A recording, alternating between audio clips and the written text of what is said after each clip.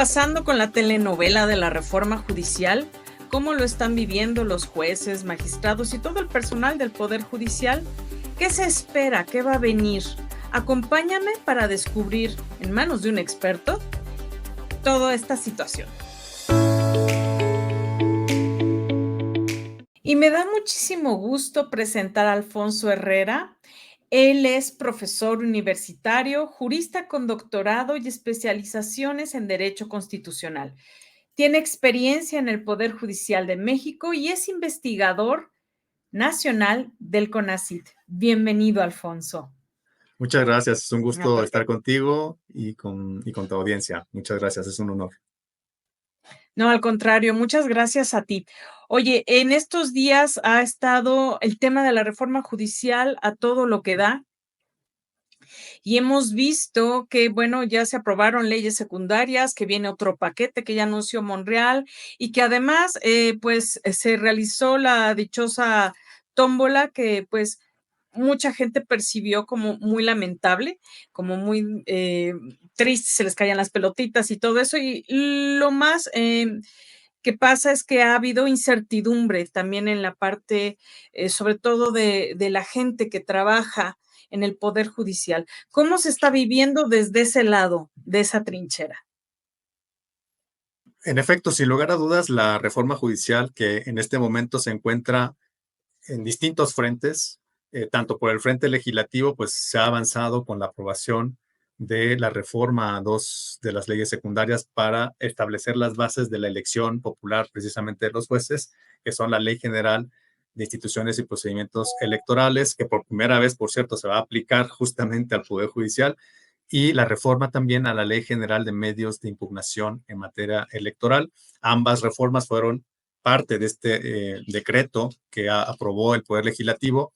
Hay que decirlo, en un procedimiento inusitado. Yo he puesto en redes incluso que es un procedimiento fast track, impensable y yo diría también inaceptable desde el punto de vista de que nada menos están regulando las bases de integración de uno de los poderes del Estado. Este apresuramiento que ha tenido la aprobación de las reformas a nivel legal, que además, claro, se suma al conjunto de vicios y irregularidades que hemos podido ver también que tuvo la reforma previa constitucional, pues se suman justamente a este trabajo legislativo que al menos pues no podemos considerar que ha sido el más deseable. ¿Cómo se ha vivido desde el Poder Judicial de la Federación? Sin lugar a dudas, ha sido un procedimiento que yo coincido contigo, podemos calificar como una novela, ¿no? Porque desde el punto de vista del planteamiento que se vivió el 5 de febrero del 2024, que muchos me sumo, porque yo también eh, voy a ser honesto, que calificaba como una reforma que no iba a pasar, es decir, dadas los planteamientos tan Sí, exorbitados, ¿no? Tan sí, mucha gente exorbitados. creyó que no, no pasa. Muchos dijimos eso porque eran, la verdad, planteamientos impensables para un poder del Estado, nada menos como lo es el judicial. Pero desde allí se empezó a vivir un conjunto de fases y de trámites y de los procedimientos que fueron avanzando. Chisca Po lo ha llamado, investigadora de jurídicas de la UNAM, una bolita de nieve. Yo estoy de acuerdo con eso. Fue una Sí. bola que fue creciendo, creciendo, creciendo, y eso iba acompañando, pues claro, el impacto en lo personal, en lo emocional, en lo profesional para las personas que se encuentran dentro del Poder Judicial de la Federación. Este avance, pues primero se vivió con la aprobación justamente de la propia reforma constitucional, su publicación probablemente el 15 de septiembre, pues fue un punto de inflexión. Después, la tómbola llamada así del 12 de octubre, para mí yo lo califiqué en redes como el día de la desgracia constitucional, porque la verdad el tratamiento que se le da a un poder del Estado, aunque desde la Constitución se diga que es un procedimiento de insaculación, el que debería llevarse a cabo para dividir los dos grupos de jueces y magistrados que van a la elección de 2025 y los que van a la elección de 2027, pues no era el mejor método para poder precisamente ser respetuosos de las carreras profesionales que estaban detrás de cada una de las bolitas del sorteo, ¿no? Y además, todavía más, detrás de cada bolita de la tómbola que se fue ahí apresurada y atropelladamente desarrollando en vivo y Sí. a todo color desde las redes del Senado. Detrás de cada bolita, me parece a mí, había una posibilidad de que cada ciudadano pudiésemos precisamente acceder a un tribunal independiente e imparcial.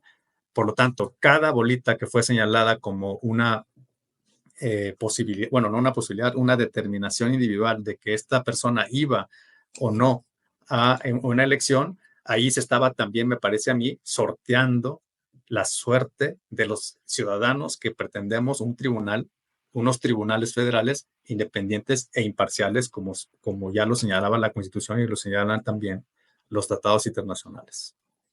Sí, sí, sin duda, esa fue la percepción de mucha gente también en la forma en que se realizó la tómbola. Ahora, coincido en que yo creo que se confió, ese lado, el poder judicial se confió de que esto no iba a pasar y fue avanzando, fue avanzando. No hubo una contrapropuesta que se esperaba, tal vez de la ministra Norma Piña, para cuando se intentó hacer algo, esto ya estaba muy avanzado. Y es que también se vino hablando de esta propuesta desde hace tiempo y se creyó, como dices, que pues, no, no va a pasar, ¿verdad? Y pues pasó. Y también supe que hubo, pues, que hay alrededor de más de 150 suspensiones emitidas por jueces contra la reforma y que no se han acatado. Una de esas fueron para que no hubiese debate y hubo debate. Y así han habido otras. Sé que el Poder Judicial se está organizando, los trabajadores del Poder Judicial, una parte, se está organizando pues para poder frenar todo esto.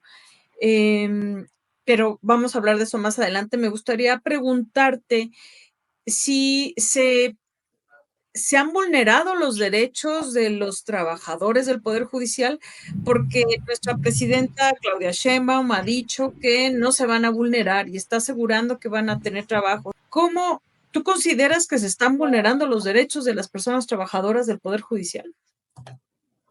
Contundentemente afirmo que sí. No hay ninguna duda en que los derechos tanto de los juzgadores titulares, es decir, los jueces de distrito y los magistrados de circuito en funciones, están siendo violentados, no solamente con las reformas legales, sino que ya justamente desde la raíz en la reforma constitucional. Creo que podemos verlo a dos niveles, ¿no? Los derechos que se violan al establecerse un cese masivo de juzgadores federales en nuestro sistema jurídico. Con eso ya hay una violentación, pero además normativamente establecido en precedentes internacionales. Hay precedentes internacionales que nos indican, sin lugar a dudas, que el cese masivo, y creo que eso no lo podemos extraer o ponerlo de lado en el caso mexicano, al contrario, creo que perfectamente es el ejemplo de un cese masivo, es violatorio de los derechos, no solamente en la estabilidad, como lo podemos considerar desde la perspectiva individual de cada juez, de cada magistrado, cada jueza o magistrada. Hay una violentación estructural y esto lo ha denominado la jurisprudencia interamericana como una violación orgánica o institucional. Es decir, son dos vertientes de violaciones a partir de una misma situación de cese masivo. Pero además está una tercera vertiente que es la violación del derecho de los ciudadanos de acceder, claro, a un tribunal no solamente independiente, imparcial, neutral, sino estable, que permita que quienes nos van a resolver las controversias jurídicas pues tengan justamente una inamovilidad que a la vez repercuta en que no le deben el cargo a nadie y que por lo tanto, si yo no tengo un tribunal independiente e imparcial que permita resolver las controversias con esas condiciones jurídicas y constitucionales, pues entonces violentamos a los propios ciudadanos que no tenemos o no vamos a tener y ya no tenemos desde que se aprobó y antes con las protestas, no tenemos un poder judicial federal que resuelva nada menos que los juicios de amparo, que es el juicio que nos permite establecer demandas en contra de las autoridades para que se analice por estos jueces si se violan o no los derechos de los ciudadanos. Por lo tanto, son tres vertientes de violación en donde claramente se tendrán que analizar esto hacia futuro, ¿no? Por lo tanto, hay una impugnación posible a partir de estas determinaciones. Yo digo que sí. Desde luego que como son precedentes internacionales, tendrá esta situación, pues, un análisis necesariamente ya en la Comisión Interamericana de Derechos Humanos. De hecho, la Comisión Interamericana está conociendo ya de este asunto y ha citado una audiencia pública en noviembre, incluso citando a las partes, al propio Estado mexicano, para explicar algunas de esas cuestiones en donde ya inició una investigación desde el sistema interamericano para resolver estos temas.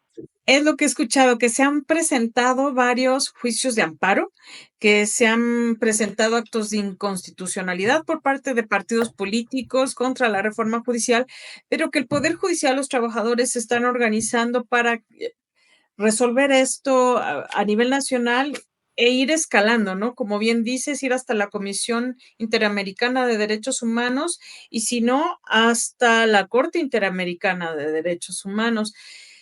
Entonces, esto va para largo, va a ser un estira y afloja jurídico muy estresante y al mismo tiempo, pues, como toda novela, pues, con muchos matices y muchas versiones y mucho drama también, porque no está fácil. Ahora estamos viendo, o bueno, eso me parece que hay una división dentro del Poder Judicial porque ayer el Consejo de la Judicatura emitió una circular donde pidió que se levantara el paro que están haciendo los trabajadores. Y la justificación es porque puede ser ilegal el paro.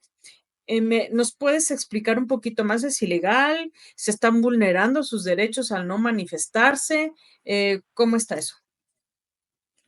Sí, Liz, yo empezaría esta parte diciendo que hay una narrativa desde el discurso oficialista en donde se establece, se reitera que no existen violaciones ni existirán violaciones a los derechos de los trabajadores. Hay que afirmar tajantemente que esto es una verdad a medias, lo voy a decir así. Esta afirmación claramente está minimizando el impacto que tiene la reforma en la esfera jurídico-laboral de los trabajadores del Poder Judicial de la Federación. Ya no digamos de los jueces y magistrados, de los que ya dijimos que hay violentaciones claras en estas vertientes de entendimiento desde la jurisprudencia internacional. Hablando de los trabajadores, los servidores públicos, desde luego que se violentan sus derechos a nivel estructural y a nivel individual. ¿Cómo se están violentando? El solo hecho de coartar la posibilidad de un proyecto de vida profesional, que es un derecho que fue reconocido incluso ya por la jurisprudencia, ya implica que exista una violentación justamente a ese derecho, precisamente a establecer una trayectoria de vida y a pertenecer a un poder cuya expectativa de vida ya había sido adquirida previamente. La sola posibilidad de no mantener a la carrera judicial violenta los derechos de trabajo profesional, justamente de estabilidad, justamente también de los trabajadores del Poder Judicial de la Federación, la imposibilidad actual de que accedan a través de los métodos ya establecidos previamente a un cargo de juez, que es un cargo que persiguen, por ejemplo, los secretarios proyectistas o las secretarias proyectistas, es, la más importante violentación justamente a los derechos adquiridos. Entonces, no se reduce solamente a la posibilidad de mantener las prestaciones laborales en el sentido económico, que probablemente sí haya posibilidades, en efecto, de que se mantengan. Pero el hecho no es solamente verlo desde ese punto de vista minimalista. Existen muchas otras florecimientos, voy a decirlo así, de estas violentaciones hacia los trabajadores que sin lugar a dudas sí están violentándose justamente con estas reformas, tanto la constitucional como ahora la legal. Ahora, respecto al paro, sí, hemos visto que hay una distinta interpretación entre lo que se concibe como un paro en un sentido de régimen burocrático y otro de la actitud o del comportamiento de la institución que se utiliza por parte de los propios trabajadores del Poder Judicial Federal. Se ha dicho, y hay que estar de acuerdo, en que no se trata formalmente de un paro de labores. Es decir, no persigue, por lo tanto, que se apliquen las reglas establecidas en el derecho burocrático en torno al paro de labores, sino que se trata justamente de una suspensión. Es una suspensión de la actividad, que además no es una suspensión total, porque los propios juzgadores y magistrados, a través de, también respaldados ahí sí por los acuerdos del Consejo, han establecido que el conocimiento y la resolución de casos urgentes, como se está haciendo en efecto en muchas de las oficinas, por ejemplo, en materia de procesos penales federales. Por lo tanto, no es un paro por sí mismo considerado desde el punto de vista jurídico o formalmente considerado, sino una suspensión parcial, lo voy a decir así, pero con un sentido de resistir justamente la reforma. Es una protesta institucionalizada. Por lo tanto, yo creo que es adecuado no tratar de encorsetarlo y colocarlo como un paro laboral, porque no le aplica exactamente las reglas justamente que se establecen desde las normas burocráticas para establecer consecuencias a partir de ahí. Por ejemplo, que haya posibilidades de sanción o que haya posibilidades de destitución por el hecho de no cumplir con las obligaciones que se desprenden del servicio público. Eso no les tiene y no tendría por qué aplicarles a los protestantes, porque desde el principio se señaló que era una suspensión de labores parcial con resolución de casos urgentes y en donde se pretende el objetivo claro de resistir los embates de un poder político. Creo que estamos entonces ante una situación que claramente hay que establecerlo como muy distinta o distinta, si se quiere, a lo que significa un paro laboral. Y me parece que el Consejo de la Judicatura dijo algo así, parafraseó como, no, yo no los voy a sancionar, no los voy a sancionar, pero tú que eres jueza, pues tienes que sancionar a todos los que trabajan contigo si se van y si están en el paro, ¿no? Si se están manifestando. Entonces, ahí se empieza a ver incluso en el mismo Poder Judicial, pues esta como división en el mismo poder y, y obviamente está causando mucha tensión dentro de los mismos, pues la gente que trabaja ahí. Y te quería preguntar también porque probablemente hay quienes sí sepan bien, pero hay quienes no entienden bien qué es esto del 2025, 2027, qué fue esto de la tómbola. ¿Nos lo puedes explicar brevemente? Desde luego que sí, en efecto, la reforma constitucional se divide, digamos, en dos partes, ¿no? Una reforma a los artículos de la Constitución y una parte que se llama régimen transitorio, es decir, artículos que van a regular y establecer las reglas que van a tener que llevarse a cabo hasta en tanto se pueda haber condiciones para aplicar la parte sustantiva, lo voy a decir así, de la Constitución. El régimen transitorio, los artículos transitorios, lo que hacen entonces es establecer las reglas posteriores, inmediatas a lo que tiene que hacerse para transitar, justamente, para transitar de un modelo a otro. En estos artículos transitorios se estableció que los jueces y magistrados, una de las cuestiones que surgieron en las jornadas de diálogo, lo voy a poner así entre comillas, en el Parlamento abierto en torno a esta reforma, una de las críticas más importantes es que eran numerosos los cargos que tenían que sustituirse o reemplazarse. Por lo tanto, lo que se hizo, lo que se determinó por el Poder Reformador, por el Poder Legislativo Federal en principio, es que se les ocurrió que fuera una votación separada por mitades, es decir, una primera parte de magistrados y jueces que fueran a elección en 2025 y una segunda parte al 2027. Por eso, digamos, y se establece que la forma de definir quiénes van a una y otra elección se estableciera a través de lo que se llama la insaculación, que es una palabra elegante para poder hablar justamente de un sorteo o de una cuestión metodológica al azar, ¿no? Una tómbola. Por eso, digamos, lo que vimos el pasado sábado, 12 de octubre, y yo lo llamé en redes un día para la desgracia constitucional, fue elegir qué personas iban a ir a la primera elección y cuáles iban a ir a la segunda elección. Lo criticable de esta metodología, si se puede llamar de esa manera, es que no se toma en cuenta precisamente aspectos tan importantes para la función judicial como es, por ejemplo, la antigüedad, la preparación, los méritos. Otra vez se demerita la condición de quienes ya están ejerciendo o están en funciones en el cargo de jueces y magistrados. Hay una doble, vamos a decirlo así, demeritación, no solamente porque per se la reforma al eliminar la carrera judicial para jueces y magistrados ya implica una violentación a aspectos fundamentales de la función judicial, sino que ahora con la tómbola se recrudece, voy a decirlo así, todavía más la falta de consideración de los méritos de las carreras profesionales. Cada bolita representaba una carrera profesional y yo digo que representaba también una posibilidad de que cualquier ciudadano pudiésemos acceder a un juez y a un magistrado precisamente capaz de resolver las controversias con independencia, con imparcialidad, con autonomía. Esta es la manera por la cual el Senado de la República, siguiendo justamente las pautas de la reforma constitucional, establece pues este sorteo, esta tómbola, eligió a las personas, jueces y magistrados que van a tener que dejar sus cargos en junio de 2025 y las personas que van a dejar sus cargos hasta el 2027. Ya por sí mismo, esta cuestión pues va a poner en cuestión la funcionalidad del Poder Judicial Federal durante este tiempo, ¿no? Porque imaginémonos nosotros que ya sabemos que nos vamos a ir y se nos requiere que actuemos con imparcialidad e independencia y sin presiones externas. Yo lo que digo y cuestiono es cómo personas que van a salir en unos meses y cómo personas que van a salir necesariamente en 2027 van a cumplir justamente con esas funciones. Desde luego, con estas características. Los jueces y magistrados nos van a afirmar, claro, que lo van a hacer porque así son, así se han formado profesionalmente, pero es imposible que no exista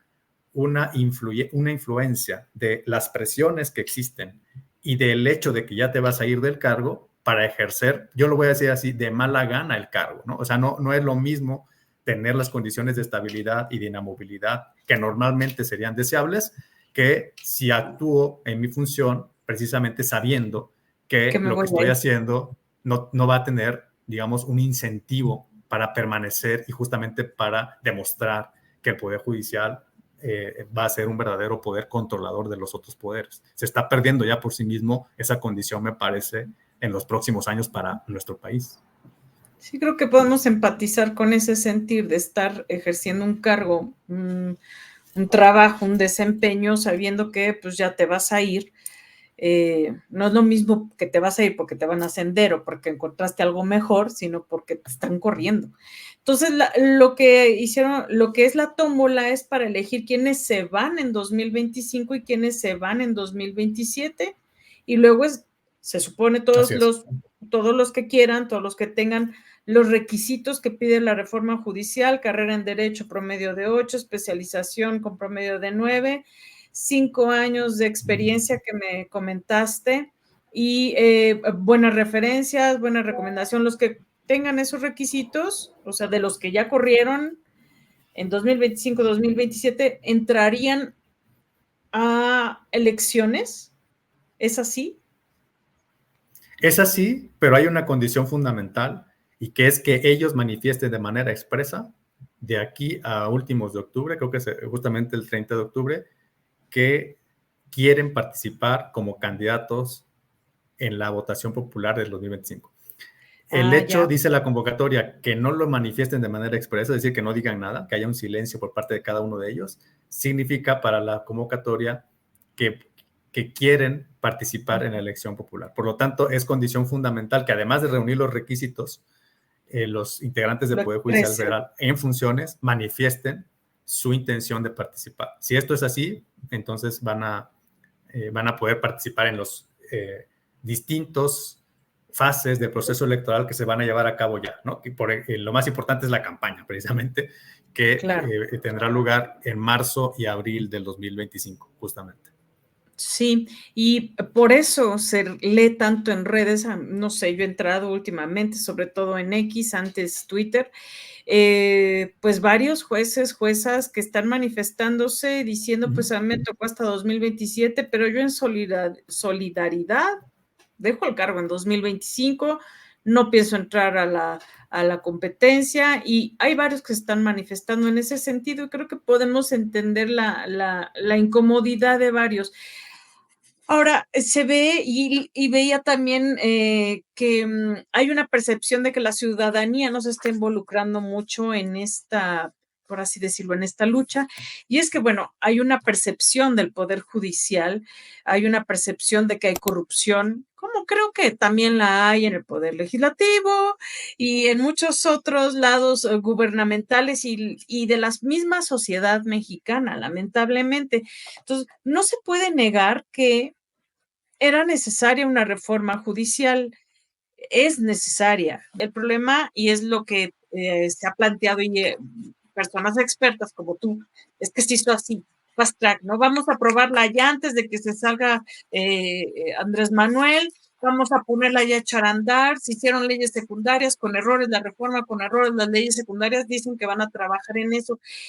Y estamos viendo por todo esto y las impugnaciones que va a hacer el Poder Judicial de ir incluso hasta la Corte Interamericana en caso que fuera necesario, que va a ser una estira de afloja que todavía va para largo.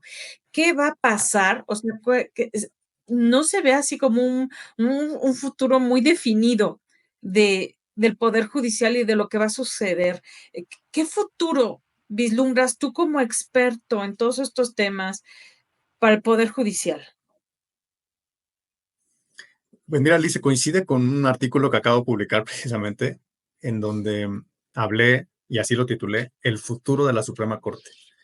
Y desde luego que al analizar exclusivamente, porque me dirigí a la Suprema Corte, muchas de las conclusiones a las que llegué y que ahora comentaré rápidamente es que le aplican al Poder Judicial Federal casi en su totalidad, ¿no?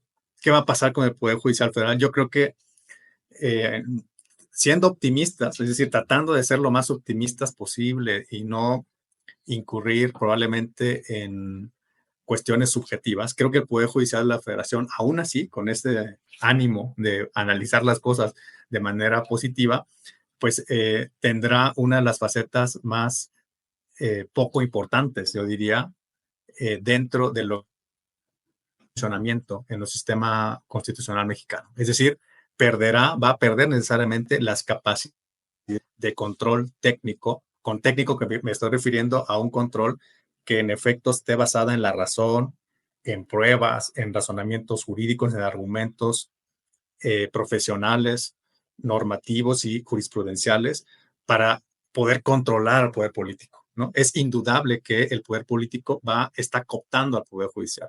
Por lo tanto, lo está convirtiendo en una rama de los poderes burocráticos y de la administración pública. Es necesariamente esa es la consecuencia que se está viendo con esta reforma hacia el Poder Judicial.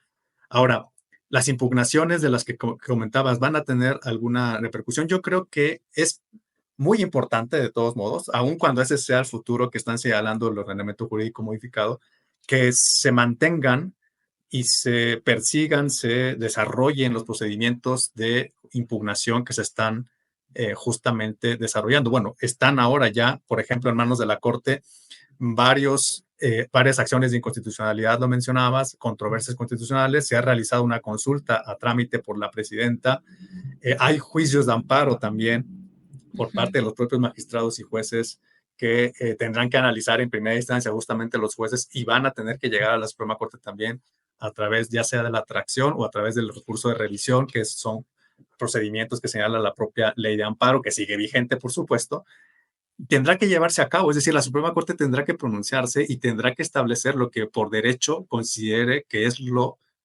establecido por el ordenamiento jurídico con justamente interpretaciones que permitan ver si la reforma es o no válida para efectos justamente de que se entienda que es derecho vigente.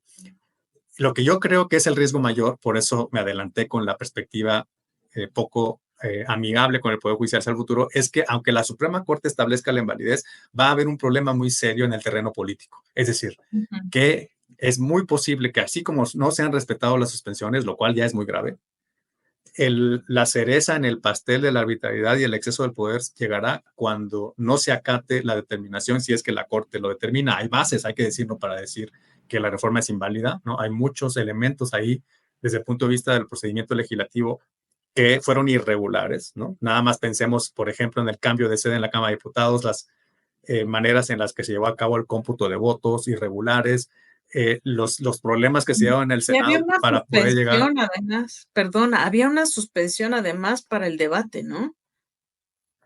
Además de que las suspensiones judiciales no fueron respetadas. Es decir, hay un montón de irregularidades que nos llevarían a pensar de que el procedimiento fue un procedimiento irregular.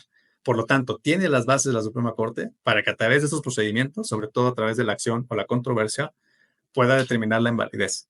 Ahora, ¿qué es lo que pensamos respecto a la realidad política? Creemos, en lo personal, yo creo que hay un riesgo muy grande de que no se respete esta determinación si se llega justamente a esta determinación, pero aún así yo digo que la Suprema Corte tiene que hacer su trabajo, es decir, no puede abdicar de la función y de la responsabilidad de establecer cuál es su decisión en torno a este tema y claro, si llega a suceder una un desacato de este tipo, ya sería un señalamiento muy claro desde el poder que el Estado de Derecho de México ya se habrá puesto totalmente, ya hay un trayecto avanzado con la violación a las suspensiones en ese sentido, con lo cual nos va a llevar a un callejón sin salida y creo que hay que afirmarlo así, estoy de acuerdo con eso, lo ha dicho eh, algunas personas expertas también en otros foros, Leticia Bonifaz, por ejemplo, lo ha afirmado en un artículo reciente, yo estoy de acuerdo con ella, vamos a una crisis constitucional que lamentablemente tendremos que afrontar y estar preparados para eso. Totalmente. Leí ese mismo artículo de mi querida Leti Bonifaz y, y es que creo que esta crisis constitucional, bueno, viéndolo por el lado positivo, porque yo trato de ver el lado, ¿qué puede salir de esto? ¿Qué algo bueno puede salir de esto? Y creo que va a poner sobre la mesa muchos temas, como me parece que la Constitución no habla de conflictos entre poderes, no establece como un mecanismo, ¿cierto? ¿O me equivoco? Sí, bueno, existe un procedimiento que se llama controversia constitucional Ujú. y que está establecido en el artículo 105, fracción primera, ¿no? Lo que quizás no está previsto es que el poder reformador participe como una de Ajá. las partes de estas controversias, pero a partir de una interpretación, ¿no? Porque eso es lo que irremediablemente nos lleva al derecho constitucional. El derecho constitucional no puede pensarse solamente a partir de reglas literales y de solamente los supuestos que se pueden efectivamente leer en las disposiciones de la Constitución. Siempre necesitamos una interpretación que permita resolver todas las aristas posibles de un sistema. En ese sentido, claro que no, el 105, fracción primera, no agota por sola letra las posibilidades que tiene la Suprema Corte para conocer racionalmente un tema, sino que tiene que interpretar, por ejemplo, otro artículo, que es el 135 de la Constitución. Y lo que dice ese artículo es que deben cumplirse ciertas reglas del juego. ¿Qué pasa si Ujú. yo no las cumplo como poder reformador?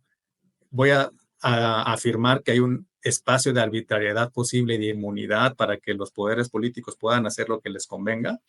Y la respuesta que muchos de nosotros damos es, no es posible considerar en un Estado de Derecho que un poder pueda hacer lo que le convenga y estime por conveniente porque así le gustó, sino que tiene que haber justamente un cumplimiento de las reglas del juego. Ujú. Ahora, muchas veces se dice, es que la Corte va a romper sus propias reglas del juego si se involucra a la vez en la revisión de la reforma. Y nosotros decimos no, porque se trata de un órgano jurisdiccional que tiene que tomar una decisión a partir de la interpretación que la Constitución le ordena que haga. Es decir, en cambio, los poderes políticos no pueden establecer la interpretación constitucional definitiva en un Estado constitucional. Eso solamente lo puede hacer precisamente el Poder El Judicial Poder Judicial. a través de la Suprema Corte. Por lo tanto, esto, y luego de ahí se critica, es que la Corte es más allá y tiene un superpoder más allá de los otros, y la respuesta es no, es que ejerce una competencia para eso. Con lo cual, claro, esta competencia probablemente sí podamos afirmar que es más dúctil, es más flexible, pero porque tiene la función de juzgar. Ni el Poder Ejecutivo ni el Poder Legislativo tienen la función de juzgar. Por lo tanto, sus determinaciones, sus decisiones no pueden imperar sobre el Poder Judicial y eso tampoco significa que el Poder Judicial esté por encima de los otros dos. Significa que cada quien debe respetar su competencia y que si a la Corte le estamos reconociendo constitucionalmente la facultad de juzgar en última instancia, pues eso debe respetarse para poder establecer justamente una decisión que sea acorde con el Estado de Derecho. Así es, y bueno, recordando esto, lo que aprendimos en primaria, los 3 poderes de la Uh -huh. nación, ninguno es más que el otro, o sea, están al mismo nivel, en la misma jerarquía, y los 3 son importantes, y es lo que nos asegura que haya un Estado de derecho en el país. Pues, te agradezco muchísimo, Alfonso, por, eh, compartirnos desde tu conocimiento y tu experiencia sobre estos temas. Y bueno, algo con lo que quisieras concluir, algo que quisieras agregar. Pues nada más señalar, Lizy, lo que viene hacia adelante y en lo inmediato, ¿no? El Senado acaba de publicar la convocatoria. Esta convocatoria, por cierto, hay que precisarla, es una convocatoria hacia los poderes públicos, los poderes políticos, los poderes de la Unión, para que inicien los trabajos de detección de las personas que van a ser seleccionadas para conformar los llamados comités de evaluación. Cada poder tendrá un comité, de acuerdo con con las leyes secundarias y la Constitución también. Entonces, lo que viene hacia adelante es ver cómo se integran justamente esos comités de evaluación. Estos comités, ¿qué van a hacer? Van a elegir los perfiles, van a entrevistar a los candidatos y van a emitir, esto también es muy importante, la otra convocatoria, que viene una convocatoria más, ya hacia todo el público en general, para que quien quiera inscribirse con estos requisitos que comentamos, vaya a inscribirse. ¿Y esto cuándo va a pasar? Del 4 de noviembre o del 5 de noviembre al 24 de noviembre. Es un periodo de aproximadamente 2 semanas en que cualquiera que quiera inscribirse, ¿no? Tú y yo, por ejemplo, ¿no? Podemos ir a inscribirnos, quien sea, ¿no? Nuestros vecinos, quien sea, por paradójico que sea, pero esa es la consecuencia de la reforma, podrá ir a inscribirse a cualquiera de los comités de evaluación que lancen las convocatorias. Van a ser, por lo tanto, 3 convocatorias, ¿se entiende? Una de Poder Judicial, una de Poder Ejecutivo y otra de Poder Legislativo. Y las entrevistas se llevarán a cabo en enero. En enero van a establecerse los perfiles de quienes van a participar en la elección y en febrero tendrán que estar ya establecidas las listas de quienes quieren ser ministros, ministras, magistradas, magistrados, juezas y jueces. Además de un nuevo tribunal llamado Tribunal de Disciplina Judicial, que son 5 integrantes y 2 integrantes de la Sala Superior del Tribunal Electoral.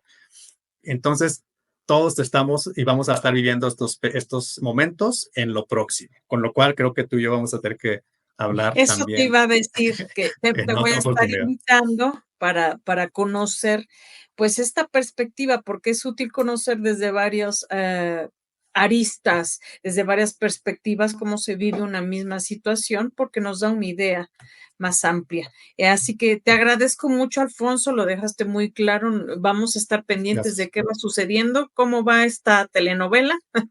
Y pues estás invitado para seguirle dando actualización y continuación a todo esto. Muchísimas gracias. Y gracias a ustedes, amigos, por acompañarnos. Esto es Política con Lizzy. Yo soy Lizzy Santoyo. Recuerden suscribirse, darle like y compartir. Muchísimas gracias. Adiós.